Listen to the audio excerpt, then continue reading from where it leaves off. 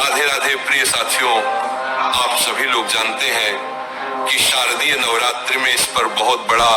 महासंयोग बना है और इस बार ये नवरात्रि पूरे 10 दिनों की है। तो इस बार शारदीय नवरात्रि की अष्टमी और नवमी तिथि कब रहेगी,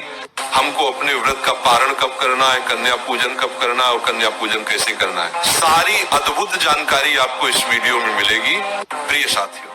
वैसे तो नवरात्रि के पूरे 9 या 10 दिन बहुत अलग होते हैं और अपने में विशेष होते हैं, पर नवरात्रि में जो अष्टमी और नवमी तिथि होती है उसका बहुत ही बड़ा विशेष महत्व माना जाता है, क्योंकि दुर्गा अष्टमी के दिन कई लोगों के घर में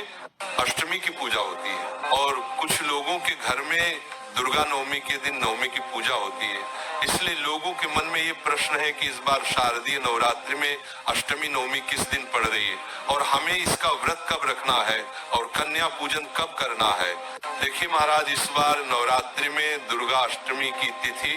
29 सितंबर को शाम 4:31 से शुरू होगी और तिथि का समापन 30 सितंबर को शाम 6:06 पर होगा। उदया तिथि के अनुसार दुर्गा अष्टमी इस बार 30 सितंबर 2025 के दिन मानी जाएगी और इसी दिन अष्टमी की पूजा होगी और कन्या पूजन भी आप लोग करेंगे।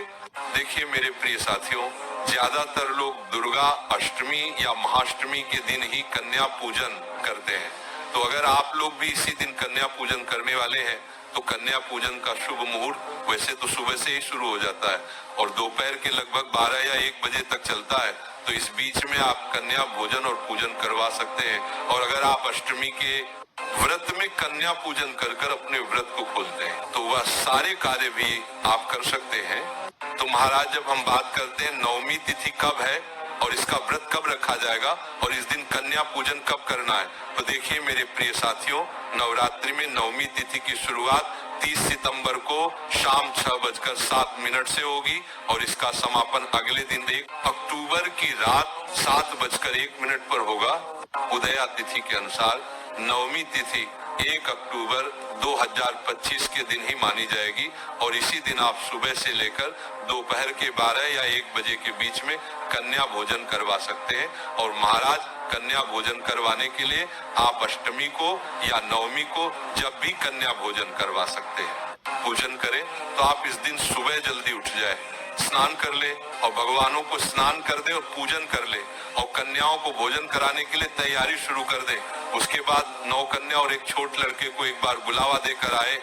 वापस आकर अपने पूजन की तैयारी में लग जाए और कन्याओं को तोहफे में देने के लिए भी आप कोई वस्तु बाजार से जरूर लेकर आए जो कन्याओं को पसंद आए। जैसे ही आपकी तैयारी हो जाए, अब ऐसा भाव बनाए कि आपके घर में माता रानी के 9 रूप आने वाले हैं और आप सभी कन्याओं को उनके घर जाकर अपने साथ में लेकर आए, उन्हें अपने घर पर लाकर उनके पैर धुलाएं, उनकी सेवा करें और उनका भोजन करने के लिए बैठा दें। उन्हें आराम से भोजन करने दें। भोजन करने के बाद उन्हें कुछ समय खेलने दें और आखिर में जब वह थक जाए उसके बाद आप उन सभी की पूजन करें, उनके पैरों में माहौर लगाए, उनको तिलक करें, उनको कुछ पैसे दें और जो भी तोहफा आप लेकर आए हैं वह सभी कन्याओं को दे दें।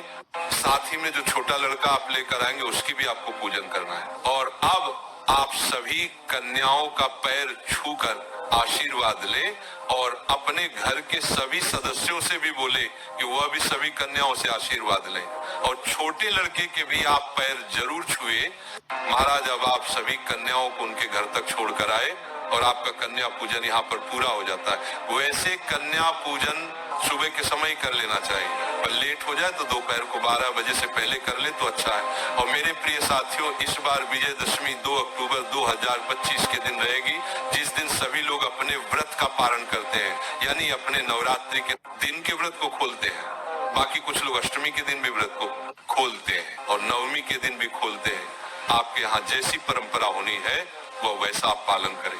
मेरे प्रिय साथियों, अब हम आशा करते हैं कि आप हमारे चैनल को सब्सक्राइब करेंगे और आप हमारे